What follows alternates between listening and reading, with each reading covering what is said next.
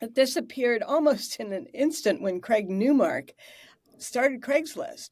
It was free, on the web, and sortable.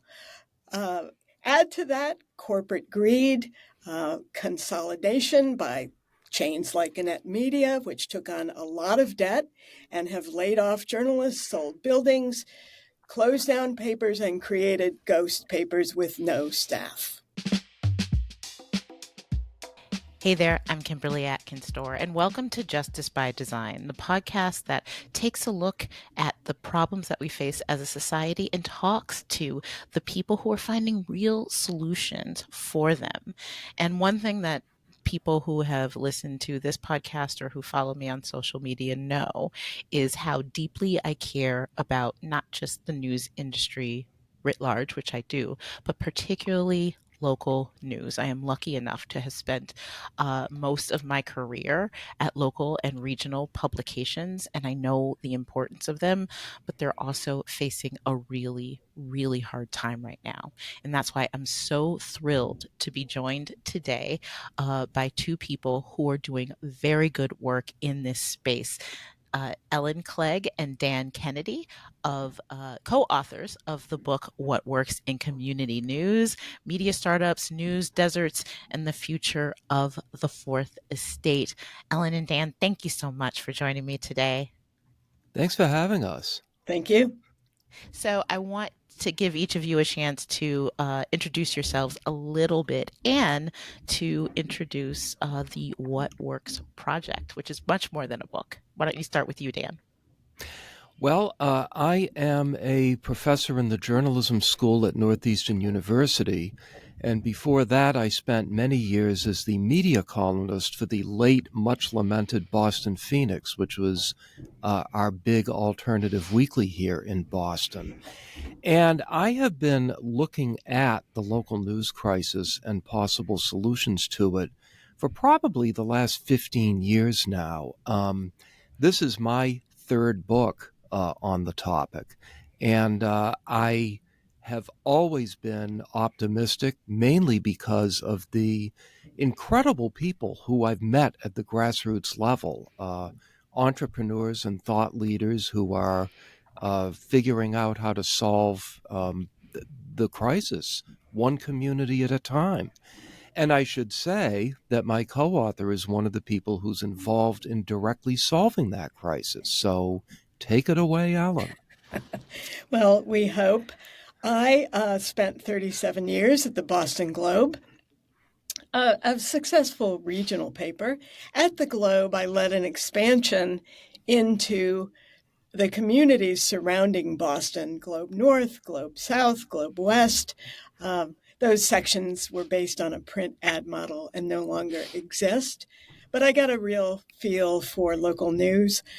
I left daily journalism. I retired in 2018 and joined Dan in this book project. I remember, Dan, in your office at Northeastern, we sketched out thriving projects that we wanted to include in this book project.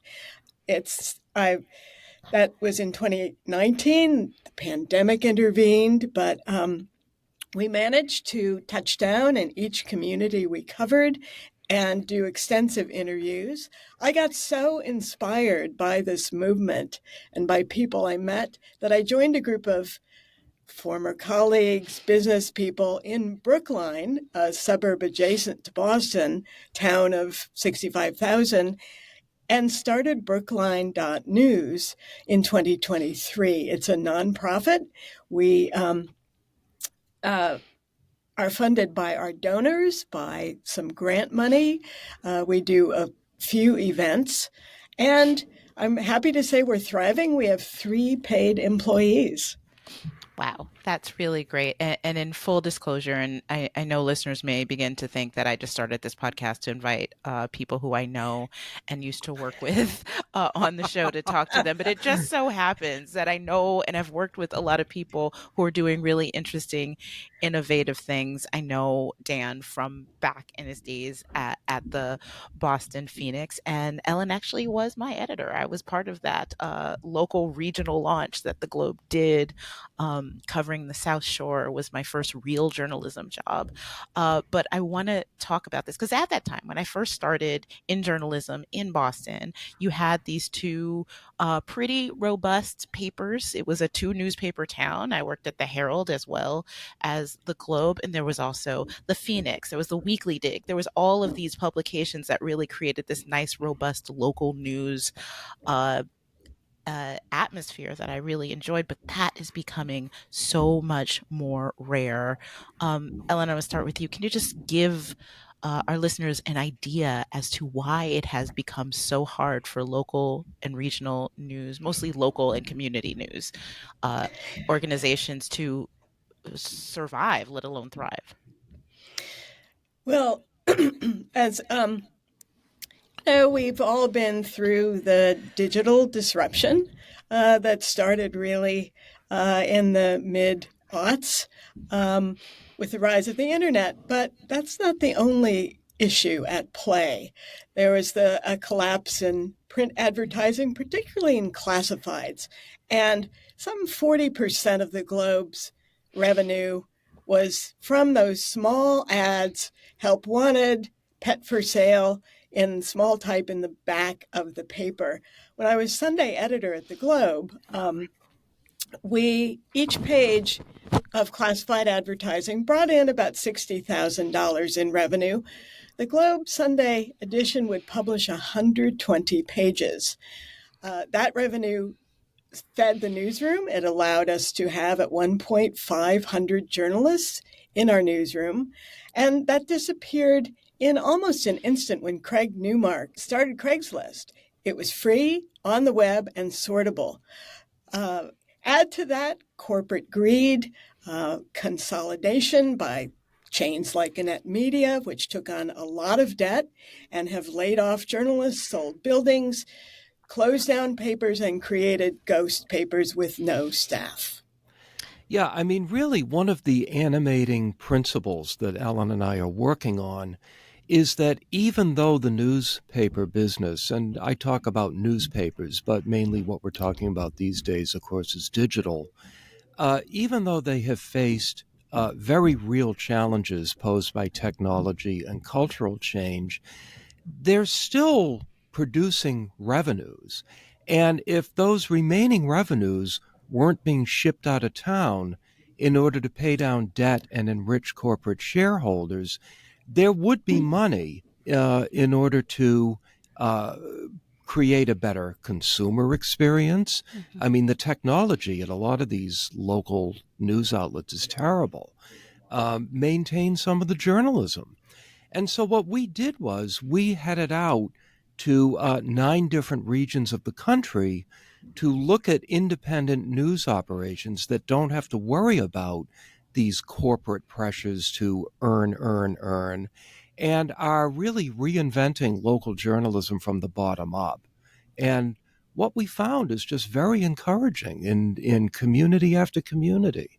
So before we get to dig in a little bit more about what is working in these publications, I just want to talk a little bit more to help people understand about how difficult it is for local news, not just the loss of all that advertising money, but even public media, public radio and television, which I also am an alumnus of, and care about that, or nonprofits are having a difficult time too.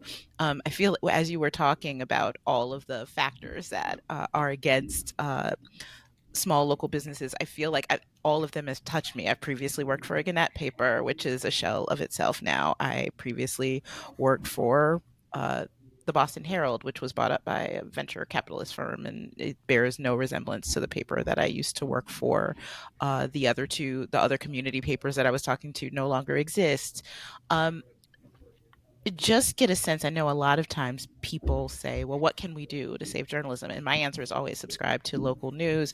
And people don't want it, or they don't understand its importance. And I always say, what's going on in your community will affect you far more than anything that is happening here in Washington, where I sit, where I'm covering here. Can you just talk a little bit more about not just the struggles of local news, but the importance of it? Sure. Well, first of all, I would say You should subscribe to your local news outlet, even if it's corporate owned, if it's giving you value. Mm, But if your corporate owned paper is no longer giving you any value, what you should be doing is getting together with your neighbors and friends and starting something on your own. mm, Um, by one widely cited study, about 3,300 newspapers have closed since 2005. That's about a third of the total. Most of them were weeklies, and those are the papers where um, the most basic elements of community life are covered: city council, town board, school committee, things like that. And In addition to the very real struggles that we are talking about, most of these papers have been acquired by corporate chains, hedge funds, and in recent years, as they have reached the point where they have wrung out just about all of the revenues that they can wring out, they've started closing and merging them. What happens when this takes place in a community?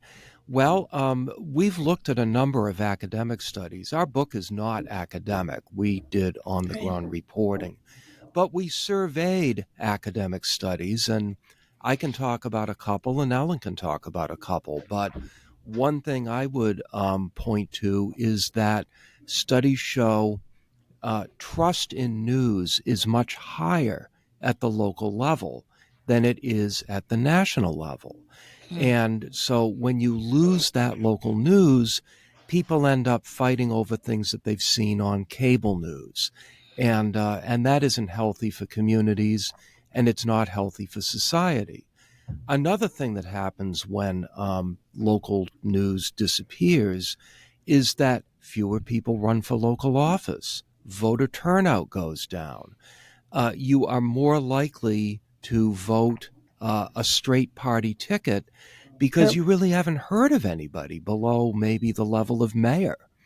And those are a couple of studies, and I think Ellen's got a couple of good ones too. We reviewed one study done by a political science professor who's now at Syracuse University, and he worked with a Gannett paper in California and decided to do a 1 month experiment. He asked the editor of the editorial page to remove all syndicated national columns, no national news. This was during the Trump and Hillary Clinton's 2016 election. So for 1 month, they solicited guest essays from local people about local issues in California. Those include wildfires, climate change, water issues, zoning issues.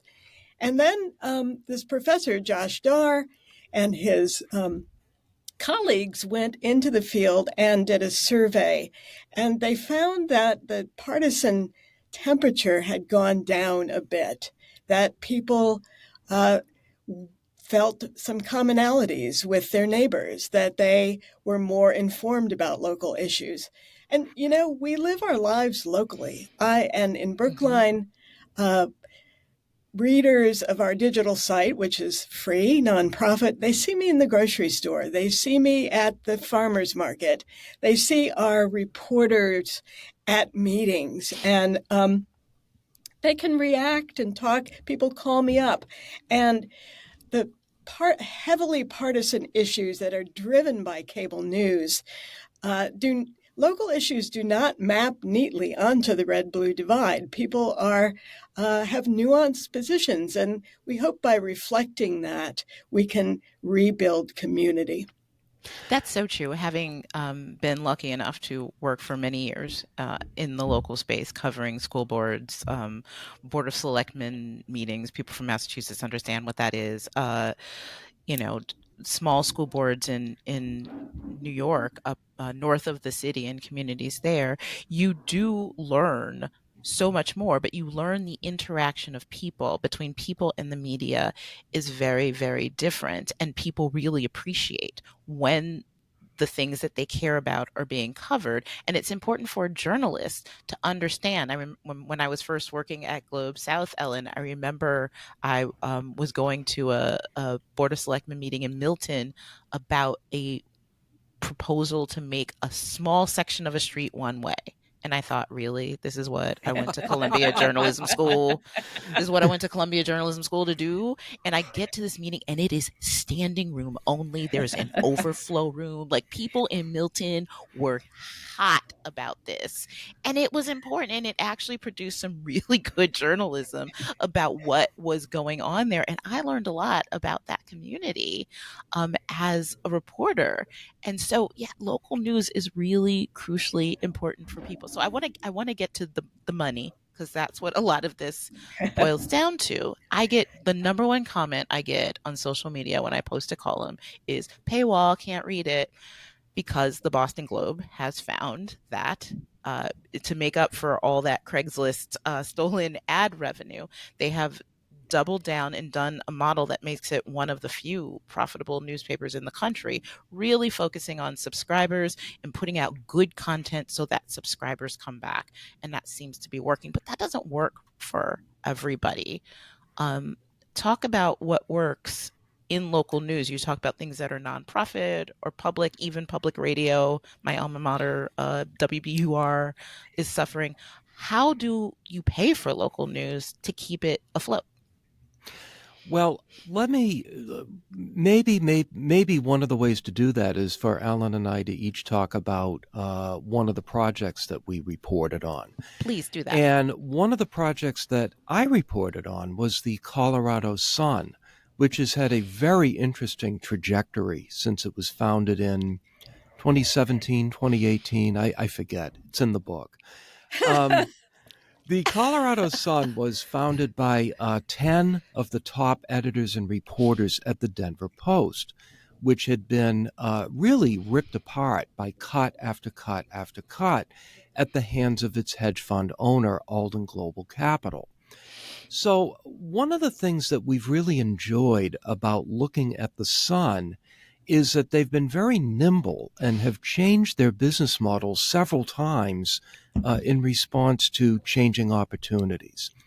The Sun actually began as thinking that they were going to be funded by some sort of a crypto arrangement, and they were going to be published on the blockchain. And when I asked their founder and editor, Larry Rickman, what that meant, I'm not sure whether he was unable to explain it or whether I was just too dense to understand what he was telling me. But I have to say, the crypto scheme went the way of all crypto schemes, kind of leaving them in the lurch, although they did get some crucial startup money out of it. So I don't want to be completely dismissive of that. Their next step was to become a for-profit public benefit company. Now, a public benefit corporation is a special designation that requires you to serve the public in some way, some measurable way, even though you are a for-profit. And at the same time, they developed a relationship with a nonprofit, and people could give money to the nonprofit, tax deductible, and that money could be used to support certain types of public interest journalism at the Colorado Sun, which remained for profit. And that worked well for them for a few years until finally, about a year ago, they decided to go fully nonprofit. And when I asked Larry Rickman why he did that, and why he felt the need to do it after our book came out, he said it was just becoming too complicated a story to tell. He says, we were telling people, okay, you can give us money directly, but you can also give to the nonprofit. And he said, let's just simplify it and go fully nonprofit. And it paid off for them fairly quickly. They recently reported receiving a pretty substantial grant that probably wouldn't have been available to them if they were still a for-profit. Mm-hmm. And I'll just say one more thing about the business model, because most of the projects we looked at were nonprofit.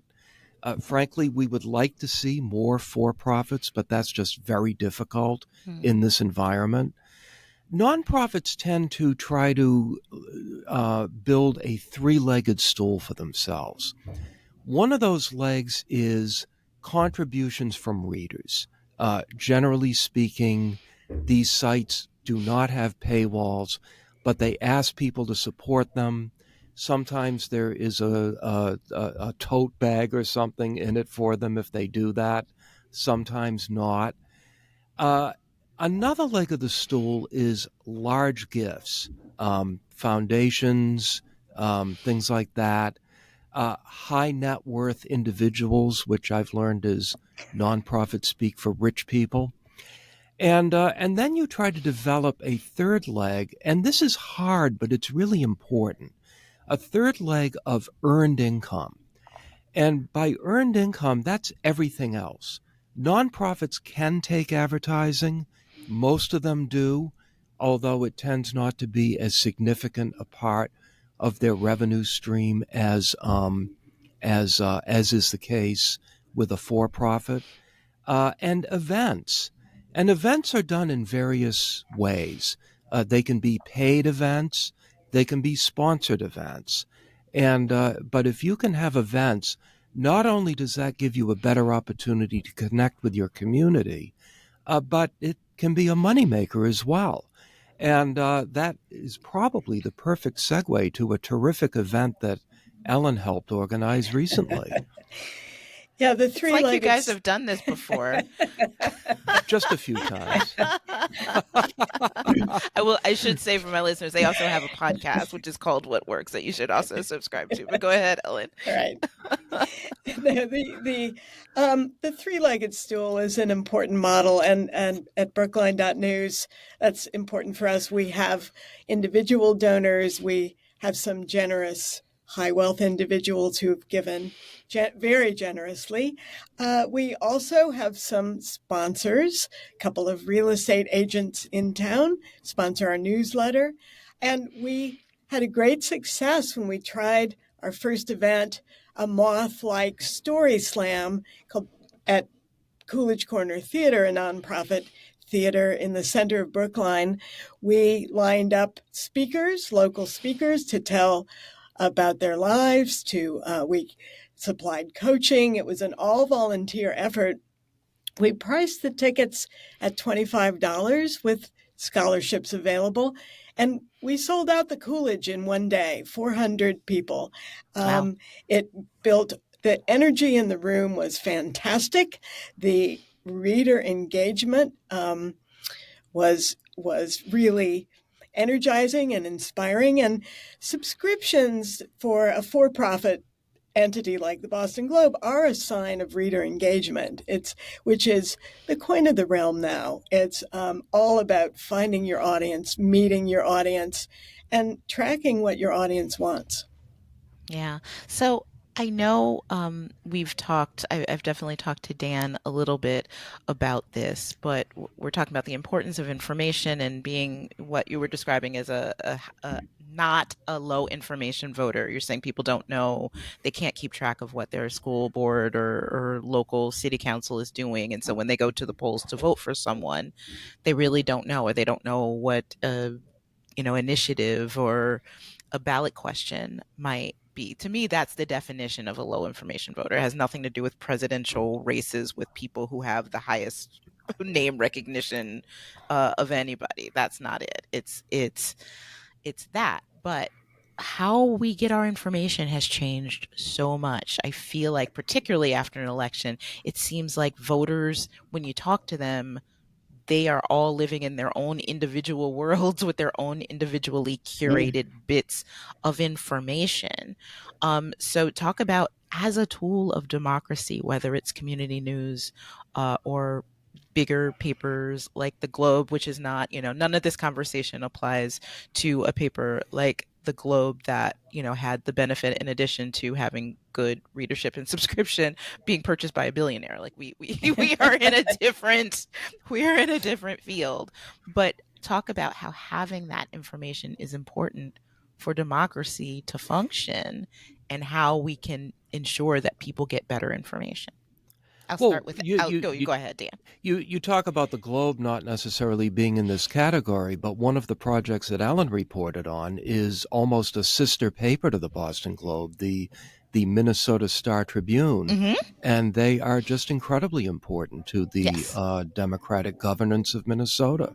And I will say, like, even when I graduated from journalism school, which is now over 20 years ago, which I can't believe, um, that was for students, at Columbia Journalism School. That would have been a fantastic place to land. The Dallas Morning News was seen as like a star. So many newspapers that were seen, Chicago Tribune, that were just places you were dying to go. I, of course, was dying to go to the Globe, and ambushed the recruiter in order to get an internship there. But these were papers that were on par with each other, right? And some have not survived, and some have suffered tremendously. I didn't mean to interrupt you, Dan, but that's an important point. No, I was just trying to get Alan to talk about the Star Tribune. Where I was a summer intern, by the way, at the Minneapolis Tribune Oh, there you go. many, many years ago. But the Star Tribune, now known as the Strib, was owned by the Coles family for many years, a really great owner. They also owned the Des Moines Register, which was another destination paper. And the Coles family sold in the 90s at the height of the market to McClatchy, which is a chain that accrued an enormous amount of debt to buy this paper. It threw it into bankruptcy. It went through a succession of big problems, multiple layoffs, and retrenchment. Minnesota has, I think, the highest voter turnout in the country, by the way. And it has a high rate of literacy statewide, even though it's partly rural, partly urban. And a billionaire bought the Star Tribune. He owns the Timberwolves and the Lynx basketball teams, and installed smart leadership, a very smart publisher, great editing, and they added content. They resumed covering the state as a whole. They've won several Pulitzer Prizes. There is now a new publisher who came from Silicon Valley, came back home to Minnesota. He is expanding statewide because he believes, as some publishers do, that fact-based journalism is especially needed in rural communities, in the tiny dots on the map, Yeah. where conspiracy theories can bloom on Facebook. It's a success story, much like the Globe, but also rescued by a billionaire owner. Yeah. One other destination paper when I was in journalism school, at University of Missouri, was the Memphis Commercial Appeal. And so I went to Memphis. The Commercial Appeal, I would have loved to have worked there. It had a newsroom of 250 journalists covering a complex and interesting city of 650,000 people. The Commercial Appeal newsroom is now down to about 30 journalists, Oh, wow. covering a city the size of Boston. And there are two thriving startups there. MLK 50, started by Wendy C. Thomas. It's not an advocacy site, but it focuses tightly on housing and poverty and employment. There's another pop-up site called the Daily Memphian. These are both digital. The Memphian is more of a complete bundle. They have a sports reporter, well-known sports columnist. They cover arts and entertainment. Together, those startup newsrooms have more journalists than the Commercial Appeal, the legacy paper. Wow, that's really interesting. And I believe that I was just reading a piece from that publication about the recent, and this is national news, about the recent DOJ report on police brutality against Black residents in Memphis. And so it is important. It touches on everything. not just what is going on in your local community, but what that means more broadly to the nation and the world. And that's so important. So my last question for you guys is a question that I get all the time. What can we do? I say subscribe to your local news organization wherever you are. I stress that it doesn't have to be the Globe, but particularly when people say, I can't read this because of a paywall, I say, you don't have to subscribe to the Globe, which has a very generous $1 introductory rate, by the way. But subscribe to where you get your news and support that. What, besides that, can people do to help protect local news?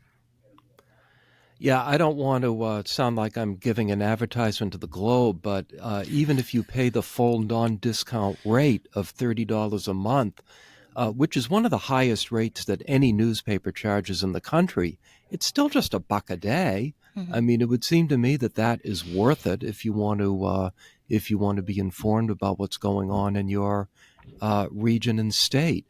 That's a really great question, Kim, because not everybody can found a local news site in their community the way that Ellen did. That's a hard thing to do. And if you are not being well served, let me think about that. Yeah. One of the things That'll that be your next Ellen and I, book. yeah, that'll be our next book. What you can do. Actually, it's not a bad idea. You can What, write the foreword, Kim. Okay. Done.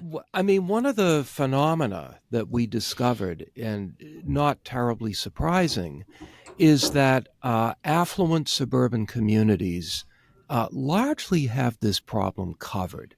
This is where so many of the community nonprofits have started, and they're doing terrific work. Um, Urban communities of color and rural communities Yes. are not being as well served, and it's a more difficult nut to crack. I And that's an hate to, important point too, because and I left out other publications and bought like the Bay State Banner and there's a Baltimore Banner here closer to the DMV where I live, and these are crucially important publications too. Sorry, I didn't mean to interrupt you, Dan. No, that's right, and that's why publications like MLK 50 in Memphis and Sahan Journal in Mhm. Minnesota, which we didn't mention, are so important. Sahan Journal covers the African diaspora in Minnesota and does really remarkable work. But this is maybe where talk about government assistance comes in. And it's a fraught topic because we all know that it's hard to do the sort of independent accountability journalism that you need to do if you're getting help from the government. Yeah. But there are ideas that are distant enough that kind of ensure the independence while still giving some help to local news. Tax credits for publishers to hire and retain journalists, Mm. tax credits to businesses that advertise in local journalism. Um, a mandate that they tried in New York City a couple of years ago that a certain amount of city advertising has to go into local papers that serve underrepresented communities. These are steps that can be taken. I think that there's been talk of doing some of this at the federal level for several years and nothing ever happens. And that's probably only going to get worse. But it would be great to see a lot of this starting to happen at the state level. Yeah, and that doesn't make it, just to be clear, that doesn't turn these publications into state-run media or anything like that. The government No. invests in all kinds of industries that it is important to keep strong Yes. in order to have a well-functioning society. So this is not anything different than that. Ellen, how about you? What can be done? Well, I think the state model is a good one, a good aspiration. California has a great model. The state of California has invested millions in a fund that's administered by the University of California at Berkeley Journalism School to pay stipends of young reporters who are graduating who agree to work in community news. That's one model. I also think philanthropy can play a role. I've interviewed founders of color who have had trouble getting traction with some of the major philanthropic organizations. And I think people are beginning to realize more of the issues of the that block people from startups and are making some effort to address it. I think much more could be done. Yeah. Well, I wish we had so much more time to talk about this because this is an issue that is not just important generally, but it's deeply, deeply important to me. And so I'm so thankful to you both for taking the time to talk to me today. Thank you, Ellen Clegg, and thank you, Dan Kennedy. Thank you so much. Thanks, Kim. This is such an important conversation to me because, as some of you know, I did not set out to be a journalist. I thought I was going to be a lawyer. I went to law school. I practiced law. And along the way, I had written for my local paper in college, my school paper in college, and just enjoyed it and didn't love being a lawyer and missed journalism so much. It really felt like a calling for me, and it always has. And at a time that it's under increasing threat, not just in terms of difficulty staying afloat for these local papers, but um, unprecedented attacks from the outside, including by members of the government. Um, Survival of good journalism is so important to me, and I believe that it is very much important to our democracy. We can't be a public that makes good decisions if we're not a well-informed public. So I am deeply, deeply grateful to Dan and Ellen for the work that they are doing and all of the people in these innovative local news outlets that are bringing you the news that you need to know. I'm Kimberly Atkins Stohr, and thank you for joining me on Justice by Design. You should follow me wherever you get your podcasts. You never miss an episode of me talking to some of the innovators that make our world better. You can also find me on YouTube. You can find all the links in the show notes, and I will see you next week.